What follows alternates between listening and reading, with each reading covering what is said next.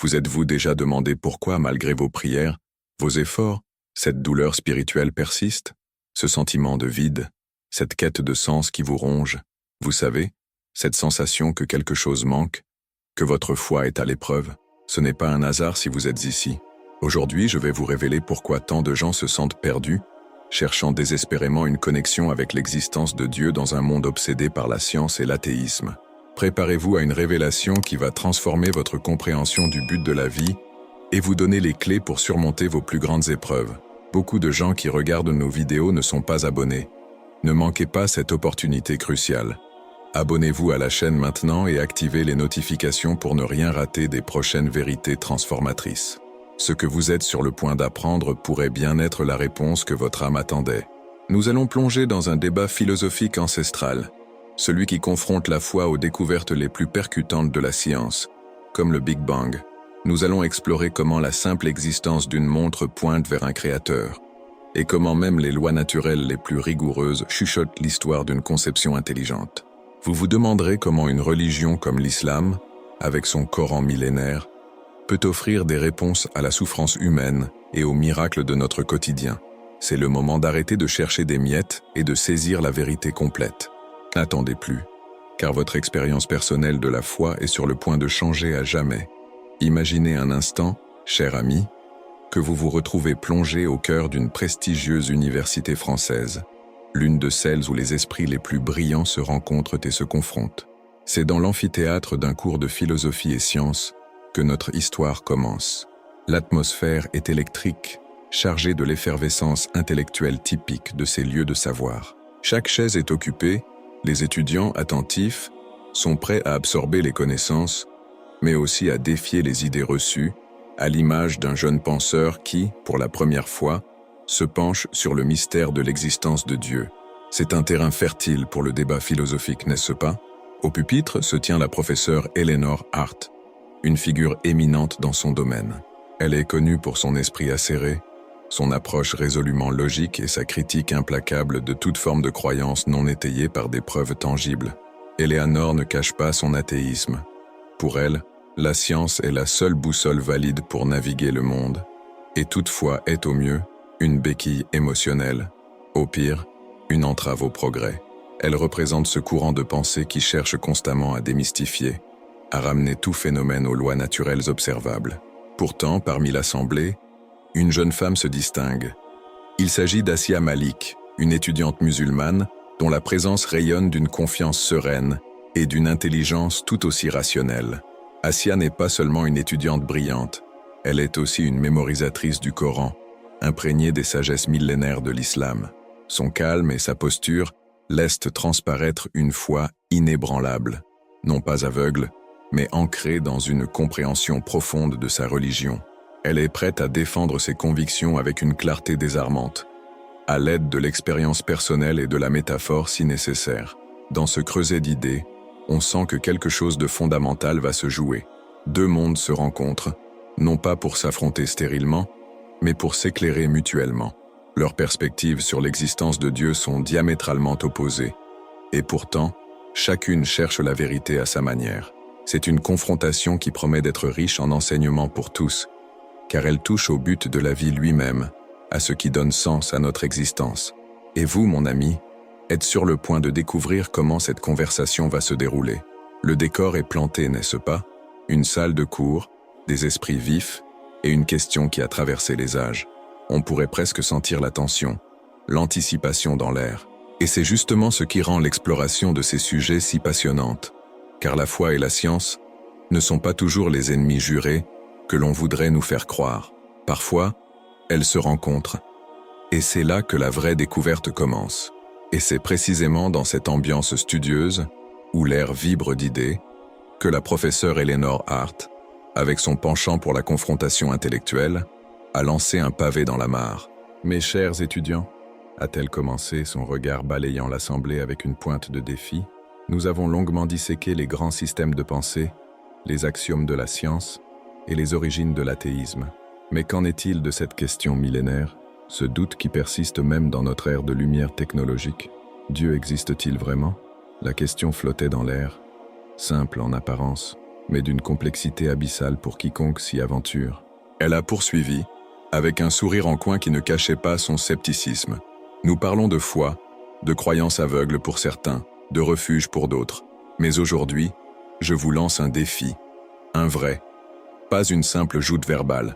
Si quelqu'un parmi vous a l'audace de prétendre à l'existence de Dieu, alors qu'il utilise la science elle-même pour en apporter la preuve. Oui, vous m'avez bien entendu, la science. Non pas des récits anciens ni des expériences personnelles intangibles, mais des faits, des observations, quelque chose que nous puissions analyser, déconstruire et pourquoi pas, reproduire. C'était une provocation bien sûr, mais une provocation qui ouvrait la porte à un débat philosophique de taille. Nombreux sont ceux qui, comme vous ou moi, ont déjà ressenti ce pincement, cette interrogation lancinante. Comment concilier ce que la science nous dit sur l'univers avec cette intuition, cette soif de sens qui nous pousse vers une foi? C'est le dilemme de notre temps, n'est-ce pas? La professeure, en formulant son défi de la sorte, cherchait clairement à mettre en lumière ce qu'elle considérait être la faiblesse de la religion face à la rigueur scientifique, notamment celle de l'islam ou du christianisme. Mais voilà, la foi n'est pas toujours ce que l'on imagine. Elle n'est pas forcément l'ennemi de la raison, mais parfois une autre façon d'aborder les grandes questions, comme le but de la vie. Et dans cette salle, quelqu'un allait justement démontrer que l'on peut poser des ponts, même ténus, entre ces deux mondes. La professeure, avec son approche radicale, cherchait peut-être à solidifier la position de l'athéisme, mais elle ouvrait sans le vouloir une brèche pour une nouvelle perspective sur l'existence de Dieu. Alors que le silence s'épaississait, l'attente grandissait. Qui oserait relever un tel défi, surtout face à une autorité intellectuelle aussi imposante? C'est le moment où les théories s'entrechoquent, où les certitudes vacillent, et où, parfois, une simple question peut tout changer. Et c'est là que l'on réalise que le vrai débat philosophique n'est pas de convaincre, mais d'ouvrir l'esprit. Et vous savez quoi? La suite va être tout aussi captivante. C'est là, dans le silence palpable qui a suivi le défi de la professeure, que la jeune Asia Malik a levé la main, avec une assurance tranquille. Son intervention n'était pas un cri de foi aveugle, mais une proposition réfléchie, ancrée dans ce qu'elle percevait comme une évidence logique. « Professeur », a-t-elle commencé, sa voix résonnant avec une clarté inattendue, « vous nous demandez de prouver l'existence de Dieu par la science. Eh bien, permettez-moi de vous présenter une idée qui, je pense, résonne avec notre sens inné de l'ordre, l'argument du design intelligent. C'était audacieux, n'est-ce pas? De s'appuyer sur la complexité pour parler du Créateur. Elle a alors développé son point avec une métaphore si simple qu'elle en devenait percutante. Imaginez, a-t-elle suggéré, que vous trouviez une montre posée sur le sol. Cette montre, avec ses rouages complexes, ses aiguilles qui marquent le temps avec une précision incroyable, son mécanisme qui fonctionne en parfaite harmonie, penserait-on un seul instant qu'elle est apparue là par pur hasard, par une série de coïncidences fortuites? Absolument pas. Notre raison nous pousse immédiatement à conclure qu'une telle complexité, une telle conception intelligente et ordonnée, ne peut qu'être l'œuvre d'un horloger, d'un créateur intelligent. Et c'est une analogie qui fait mouche, même pour l'esprit le plus sceptique, n'est-ce pas? Asia a ensuite étendu cette métaphore au-delà du simple objet. Regardez l'univers qui nous entoure, a-t-elle continué, son geste englobant l'immensité invisible, la danse parfaite des planètes, les lois naturelles qui régissent chaque particule, la complexité incroyable d'une simple cellule vivante, la précision inimaginable nécessaire pour que la vie telle que nous la connaissons puisse exister. Penser que tout cela est le fruit du pur hasard sans aucune intelligence sous-jacente, ne serait-ce pas, ironiquement, une forme de foi en l'absurde? La science nous révèle l'ordre, la beauté, l'harmonie, et non le chaos. Ce n'était pas seulement une attaque contre l'athéisme, mais une invitation à voir la foi comme une extension logique de la raison. Pour Asia, la science, loin de nier la foi, en révélait la nécessité. Elle suggérait que plus nous comprenons les lois naturelles, plus nous devrions être émerveillés par l'intelligence qui les a établies.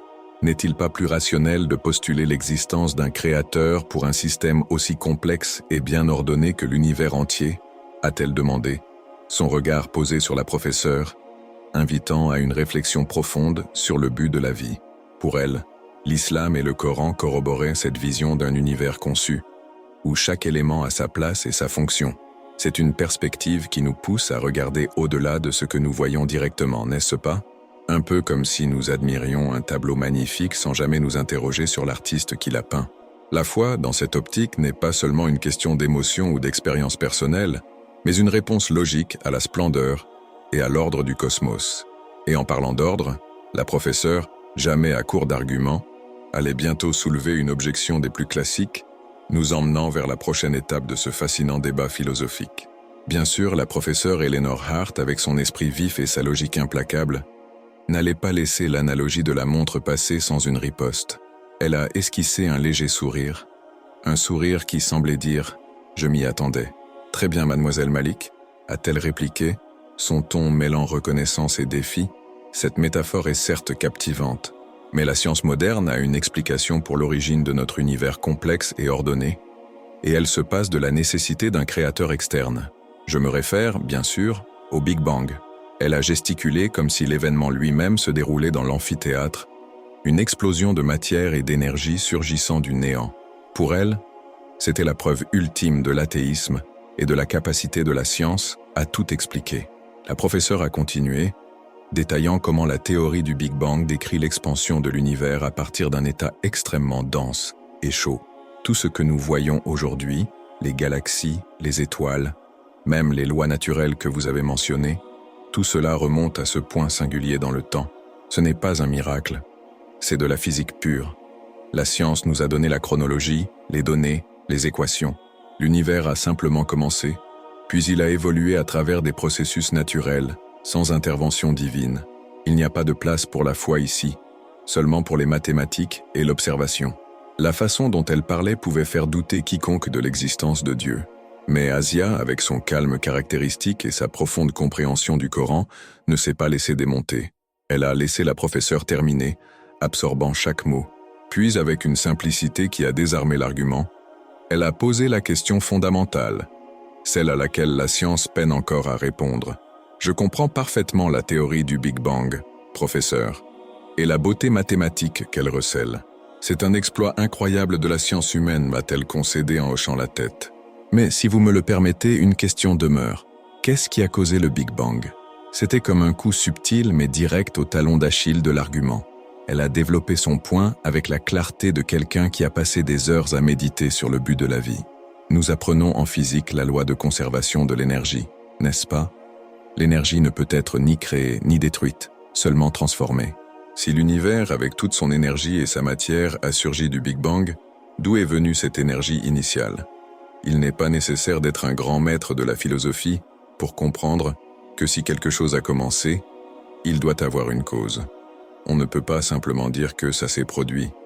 Pour Asia, la logique scientifique elle-même pointait vers la nécessité d'un créateur, même au-delà de notre portée.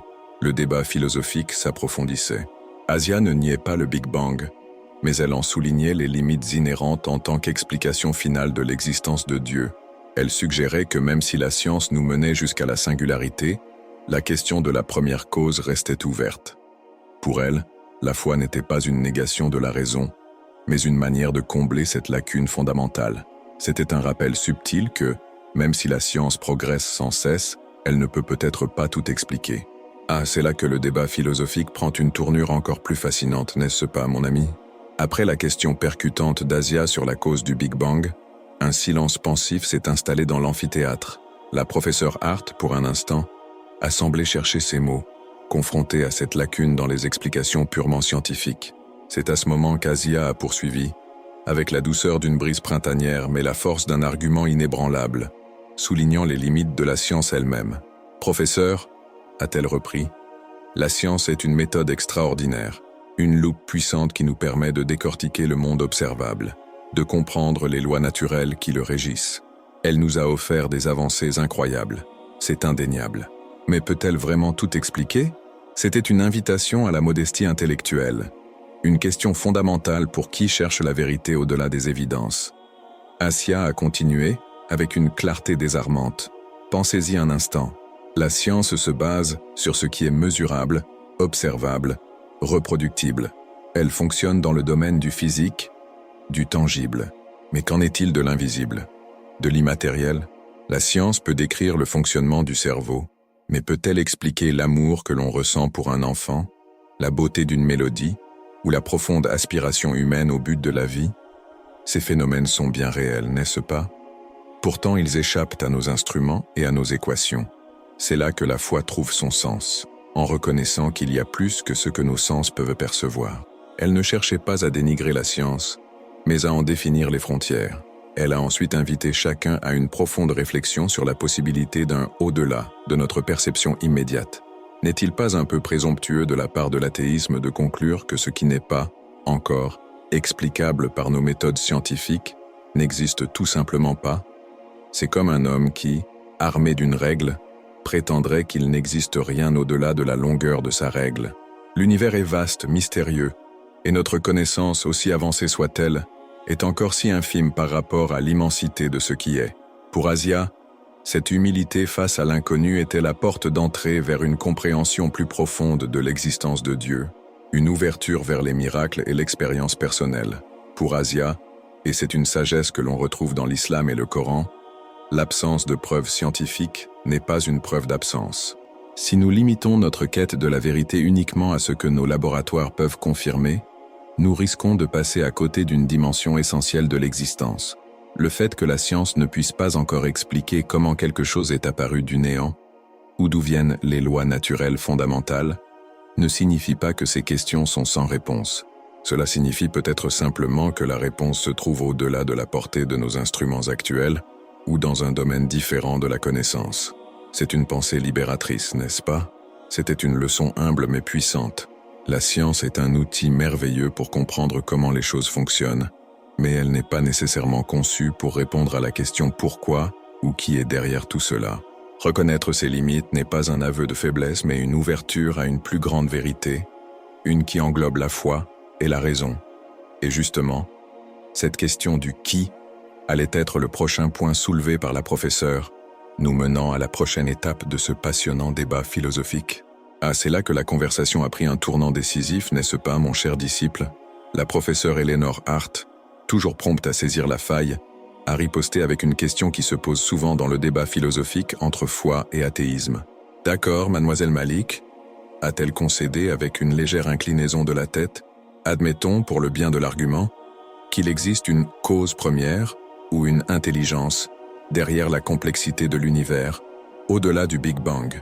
C'était une concession non négligeable de sa part. Mais pourquoi, je vous le demande, cette intelligence devrait-elle être Dieu? Pourquoi pas simplement les lois naturelles elles-mêmes? Elles sont intrinsèques à l'univers. N'ont-elles pas besoin d'un créateur? C'était une tentative de séparer la causalité de la divinité, un argument classique des défenseurs de l'athéisme. C'est une question cruciale, et Asia, forte de sa connaissance du Coran et de l'islam, l'a accueillie avec un calme olympien. « Professeur », a-t-elle répondu, avec une clarté désarmante, « les lois naturelles que nous observons, la gravité, l'électromagnétisme, les principes de la physique, sont absolument fascinantes. Elles sont constantes, universelles et étonnamment précises. La science nous aide à les découvrir et à les comprendre. Mais une loi, par définition, implique un législateur, n'est-ce pas? Une loi sans législateur est une contradiction dans les termes. Elle a pointé du doigt l'évidence, invitant à la réflexion. Pensez-y un instant, cher ami. Si vous trouvez un code de la route, vous savez qu'il a été écrit par quelqu'un, une autorité, un gouvernement. Les lois naturelles qui régissent notre univers sont infiniment plus complexes, plus harmonieuses et plus universelles que n'importe quelle loi humaine. Comment pourrait-elle exister et fonctionner avec une telle perfection sans une intelligence supérieure pour les concevoir et les maintenir? L'idée que les lois naturelles se soient auto-créées ou qu'elles existent de manière immanente, sans cause ni source, est en soi une forme de foi aveugle, a ajouté Asia, un brin d'humour dans la voix. Une foi en une sorte de magie cosmique sans magicien. Pour Asia, la beauté et l'ordre des lois naturelles n'étaient pas une preuve de l'absence de Dieu, mais au contraire, une signature du Créateur. Elles témoignent de l'intelligence suprême qui les a conçues. Imaginez un chef-d'œuvre, une magnifique métaphore d'un tableau inachevé. Nous pouvons étudier les pigments, la toile, la technique de l'artiste. Mais cela ne nous dit pas qui est l'artiste, ni pourquoi il a créé cette œuvre. Les lois naturelles sont les règles du jeu de l'univers. mais elles ne nous disent pas qui a inventé le jeu, ni quel est le but de la vie. C'est une distinction subtile mais puissante. Ainsi, la foi n'est pas tant en opposition à la science, qu'elle n'est une question de perspective. Elle offre une réponse au qui derrière le comment. C'est une invitation à chercher au-delà de ce que les équations peuvent nous dire, à envisager une existence de Dieu qui ne contredit pas la raison, mais la transcende. Et c'est cette transcendance qui nous amène inévitablement à nous poser des questions sur le rôle du Créateur face au mystère de notre monde. On ne peut pas parler d'un Créateur sans aborder les ombres qu'il permet, et cela nous mène directement à une des questions les plus difficiles de toutes. Ah, mon cher ami, nous voici devant le roc sur lequel tant de philosophies se brisent, n'est-ce pas? La question la plus poignante, celle qui pèse le plus lourd sur le cœur humain et qui semble contredire de plein fouet l'existence de Dieu, le problème du mal et de la souffrance humaine. C'est une objection inévitable, et elle a été posée par un étudiant du fond de la salle, dont la voix trahissait une sincère angoisse. « Mademoiselle Malik ?» a-t-il demandé, son regard empli de l'ombre des doutes. « Si Dieu existe, et s'il est aussi bon et tout-puissant que votre foi le prétend, pourquoi y a-t-il tant de souffrances dans le monde? Pourquoi les guerres, les maladies, les catastrophes naturelles? Pourquoi les enfants innocents souffrent-ils? Cela ne prouve-t-il pas plutôt l'athéisme, ou du moins l'indifférence d'un créateur? C'est une question qui résonne en chacun de nous, n'est-ce pas? Asia a écouté, attentivement, sans se presser de répondre, car elle savait que cette question touchait à la fibre la plus intime de l'humanité. Elle a commencé par un soupir, un signe de sa propre empathie face à l'immense poids de la souffrance humaine. C'est la question la plus difficile, je vous l'accorde, a-t-elle concédé. Elle nous confronte à la limite de notre propre compréhension et à la profondeur de la foi. Le Coran, comme d'autres écritures, ne l'ignore pas. Il n'offre pas une réponse simpliste, mais une perspective. Elle invitait à une vision plus large, une réflexion qui dépasse le superficiel. Elle a ensuite expliqué que, dans la vision de l'islam et de nombreuses religions, la vie sur Terre est conçue comme un test. Imaginez que vous passiez un examen. Les épreuves peuvent être difficiles, douloureuses même, mais elles ont un but. Elles sont là pour révéler votre caractère, votre persévérance, votre capacité à apprendre et à grandir. De même, la souffrance humaine, aussi insupportable soit-elle parfois, a un but caché dans le plan divin. Elle peut nous pousser à la compassion, à la résilience, à la recherche de Dieu et à une appréciation plus profonde des bénédictions. C'était une façon de voir le mal non pas comme un défaut du Créateur, mais comme une partie d'un grand dessein. Asia a aussi abordé le concept du libre arbitre, un élément crucial dans la philosophie religieuse. Si Dieu nous avait créés comme des robots, sans la capacité de choisir entre le bien et le mal, il n'y aurait ni vertu, ni amour véritable, ni véritable foi. La liberté de choisir implique la possibilité de faire le mal, et cela, malheureusement, mène à une part de la souffrance humaine.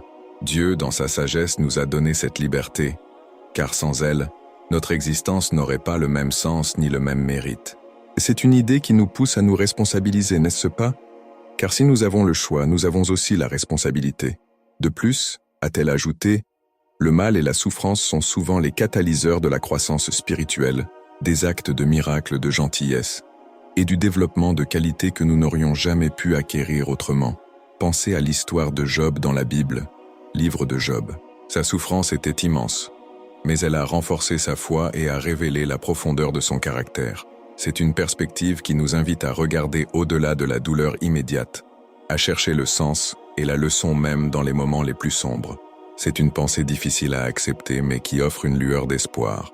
Le but de la vie n'est pas l'absence de douleur, mais la croissance à travers elle. Après avoir abordé la complexité de la souffrance humaine, la professeure Eleanor Hart, avec son penchant pour l'analyse critique, a orienté le débat philosophique vers la nature même de la foi. « Mademoiselle Malik ?»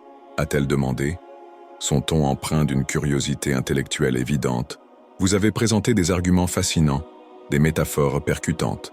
Mais au fond, votre croyance en l'existence de Dieu est-elle purement logique, le fruit d'une déduction rationnelle de la science? Ou bien, comme tant d'autres formes de foi, s'agit-il avant tout d'une affaire d'émotion, d'une consolation face à l'inconnu, d'une sorte de béquille pour l'esprit?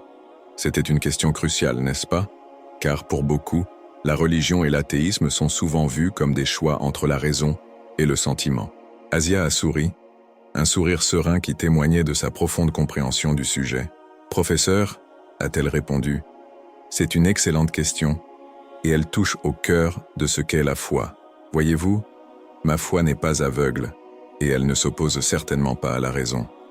L'islam nous encourage à utiliser notre intellect, à méditer sur les lois naturelles de l'univers, sur la complexité d'une conception intelligente et sur la beauté du Coran.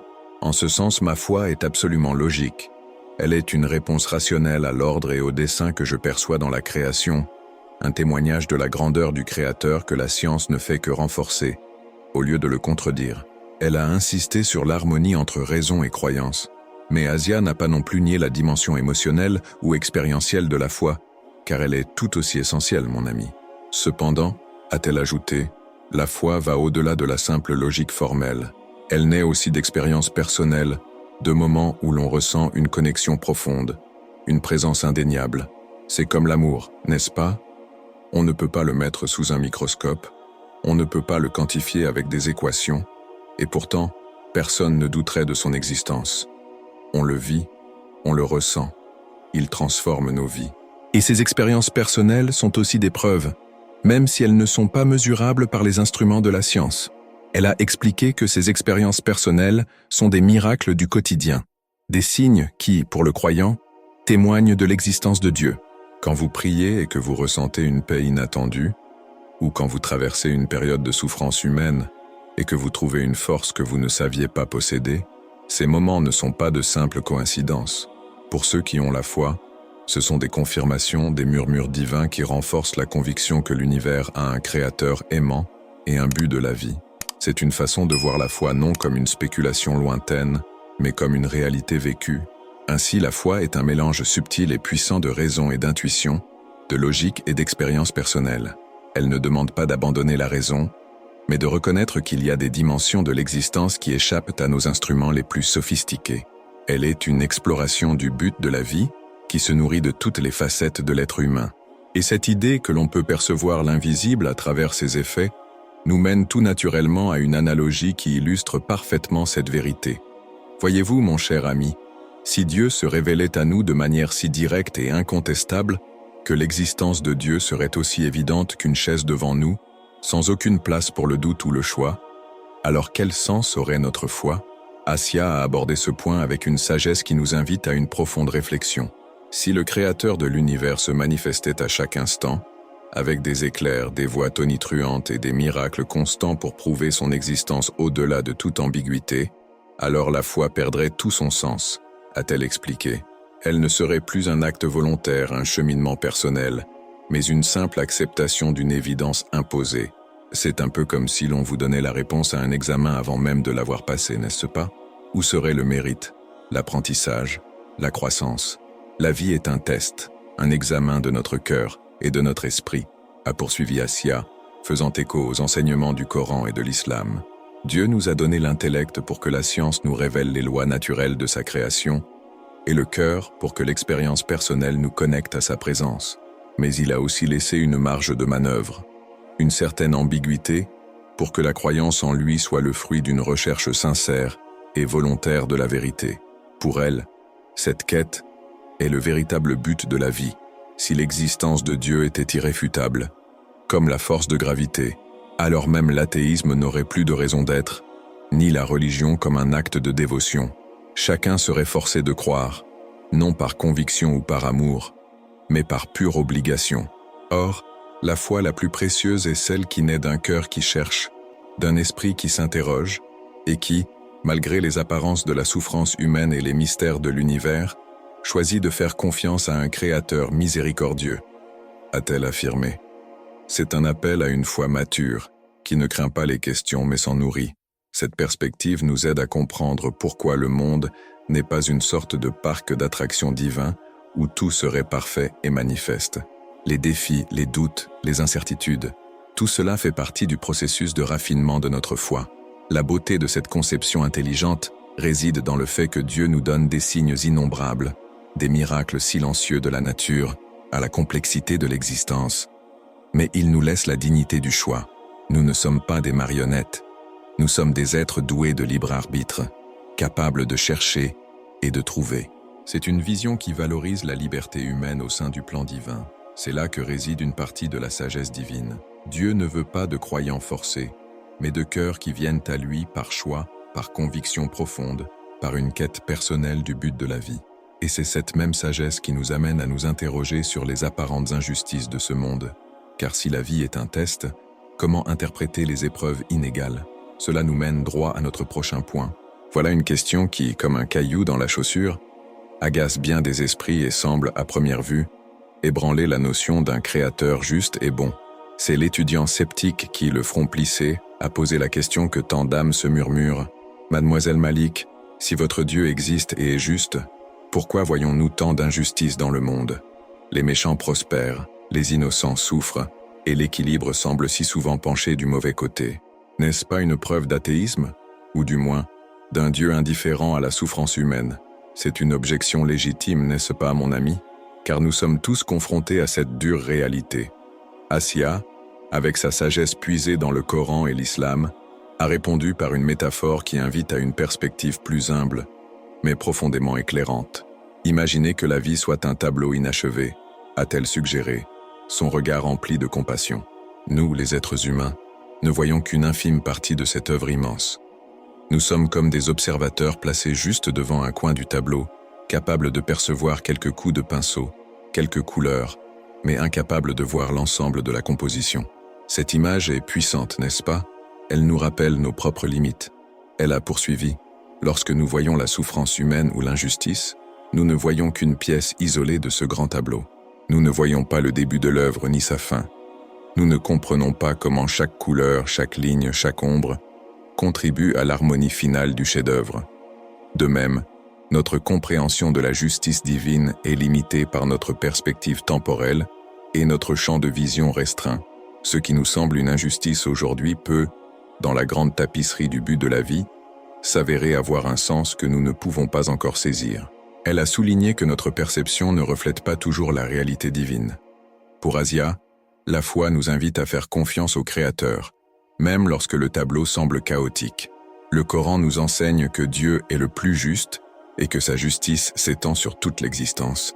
Les lois naturelles qu'il a établies sont parfaites, mais notre perception des événements est souvent imparfaite. Des miracles de justice peuvent se produire à des moments où nous ne les attendons pas. Et l'expérience personnelle de la foi nous enseigne que même dans la plus grande adversité, il y a une sagesse divine à l'œuvre. Elle a réaffirmé la conviction que Dieu est en contrôle, même dans le désordre apparent. Nous ne sommes pas censés comprendre chaque coup de pinceau du Créateur sur ce tableau de l'existence, a-t-elle conclu. Mais la foi nous donne la conviction que, lorsque le tableau sera achevé, sa beauté et sa justice seront manifestes. L'injustice que nous voyons n'est pas la preuve de l'athéisme, mais plutôt la preuve que nous ne voyons pas le tableau dans son intégralité. Elle nous pousse à une humilité intellectuelle et à une confiance profonde en la justice divine. Cette vision offre une réponse apaisante face au chaos perçu, nous invitant à élargir notre perspective. Ah, mon ami, nous voilà à un carrefour où le débat philosophique s'intensifie, n'est-ce pas? La religion, dans l'histoire de l'humanité, a souvent été montrée du doigt comme une source de division, de conflits, voire de souffrance humaine. La professeure Eleanor Hart, avec son regard critique sur l'existence de Dieu, n'a pas manqué de soulever cette épine. « Mademoiselle Malik ?» a-t-elle interpellé, le ton empreint d'une certaine lassitude. « Avec tout le respect que je dois à votre foi personnelle, on ne peut ignorer que la religion, qu'il s'agisse de l'islam, du christianisme ou de tout autre, a été et reste un terreau fertile pour les guerres, les persécutions et l'intolérance. Comment conciliez-vous l'idée d'un créateur bienveillant avec les horreurs commises au nom de la religion? N'est-ce pas une preuve que l'athéisme est une voie plus raisonnable pour l'humanité? C'est une accusation sérieuse, et elle résonne chez beaucoup. Assia a écouté patiemment, comprenant la légitimité de la question. Elle a alors offert une métaphore simple mais puissante, une qui nous aide à voir au-delà des apparences. « Professeur », a-t-elle répondu avec une douceur désarmante, « la religion est comme un outil. Imaginez un marteau. Un marteau est-il bon ou mauvais en soi? Non, n'est-ce pas? Il peut être utilisé par un charpentier pour construire une belle maison, un abri pour les familles, un lieu de paix, ou bien il peut être utilisé par un agresseur pour blesser, pour détruire. » La salle était silencieuse, chacun saisissant la pertinence de l'image. Elle a continué, précisant que la faute ne réside pas dans l'outil lui-même, mais dans les mains qui le manient.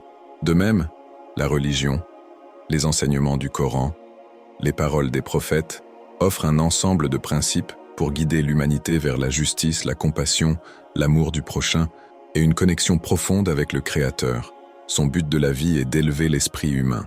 Mais malheureusement, lorsque ces enseignements sont déformés, mal interprétés ou instrumentalisés par des individus ou des groupes animés par l'orgueil, le pouvoir ou l'ignorance, la religion peut effectivement devenir une source de maux indicibles. C'est une distinction cruciale, n'est-ce pas?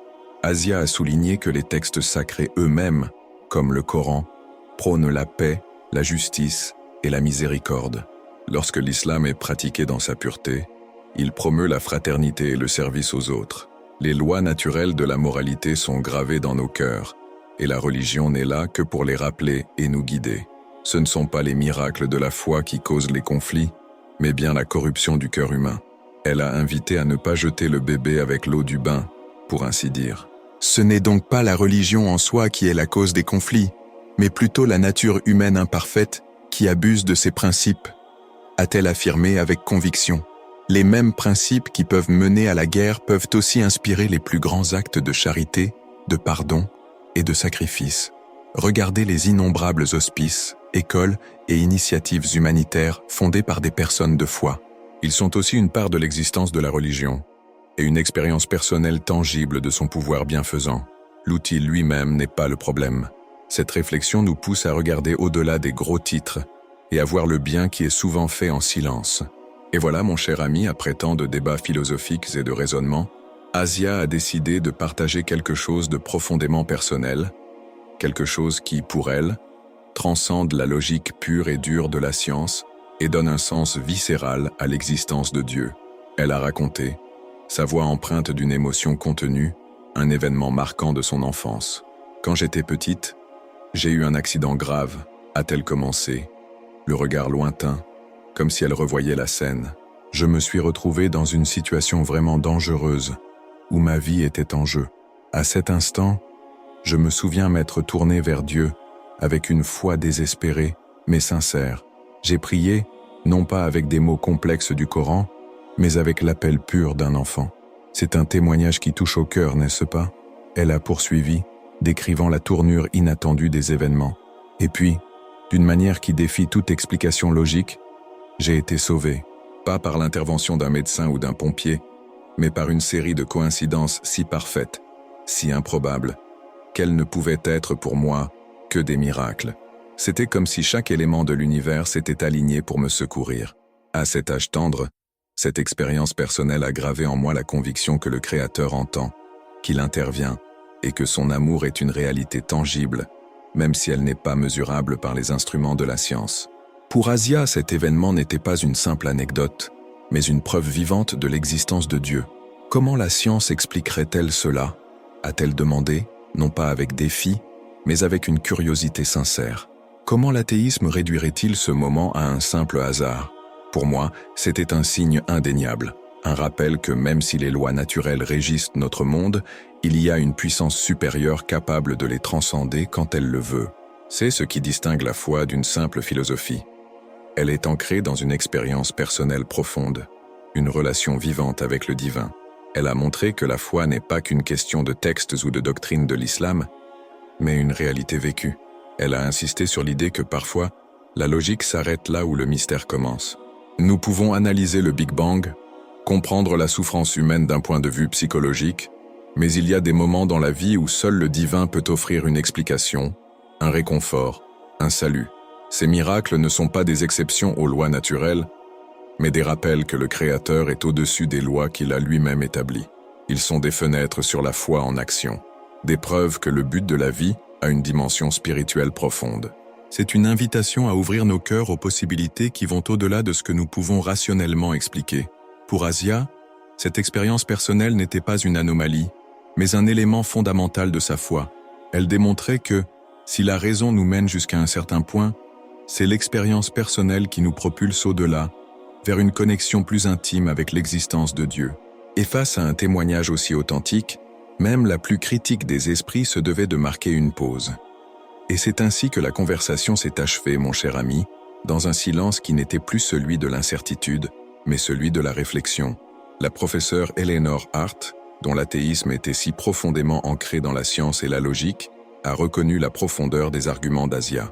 Son visage, d'ordinaire si impassible, a trahi une certaine pensée, un signe qu'elle avait été touchée par l'expérience personnelle et la foi inébranlable de la jeune femme. « Mademoiselle Malik, a-t-elle dit, sa voix adoucie, vous avez présenté une perspective remarquable.